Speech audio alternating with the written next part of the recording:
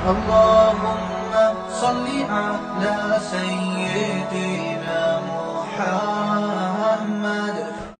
حدیث میں داڑھی وغیرہ کو کالا رنگ کرنے کی ممانعت آئی، اور بعض علماء جیسے طارق جمیل صاحب اور ایسے ہی الیاس گھمن صاحب داڑھی کا رنگ کالا کرتے ہیں.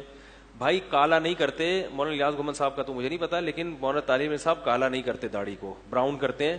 کیمرے میں کالی نظر آتی ہے، جب بھی آپ ان کے ساتھ ملاقات کریں گے تو واضح لگ رہا ہوتا ہے ان کی داڑھی براؤن ہے، بلیک نہیں ہے. میرے بھائی الیاس گھمن صاحب بھی میرے خیال براؤن ہی کرتے ہوں گے واللہ عالم، کیونکہ تو براہ راست جب دیکھا جائے تو پتہ چلے گا نا.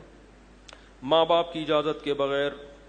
ہاں اچھا یہ بھی ہے کہ بعض علماء نے گنجائش دی ہے کہ جس آدمی کی نئی نئی شادی ہو، بعض حضرات نے گنجائش دی ہے نئی نئی شادی ہو تو بیوی کو خوش کرنے کے لیے وہ داڑھی کالا کر سکتا ہے، لیکن فتویٰ اس پر بولو بھائی نہیں ہے.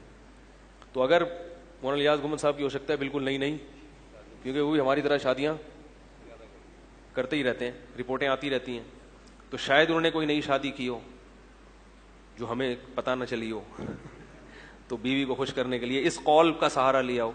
تو بعض علماء نے اس کی گنجائش دی ہے، لیکن جمہور کا قول یہی ہے کہ چاہے بیوی خوش ہو یا نہیں ہو تو آپ 40 سال کے بعد داڑھی کالی نہیں کر سکتے. مفتی طارق مسعود صاحب کے لائیو بیانات سننے کے لیے facebook.com/مفتی طارق مسعود کو فالو اور لائک کرنا مت بھولیں، اور ویڈیو کو زیادہ سے زیادہ شیئر کر کے صدقہ جاریہ میں اپنا حصہ ضرور ڈالیں. جزاک اللہ.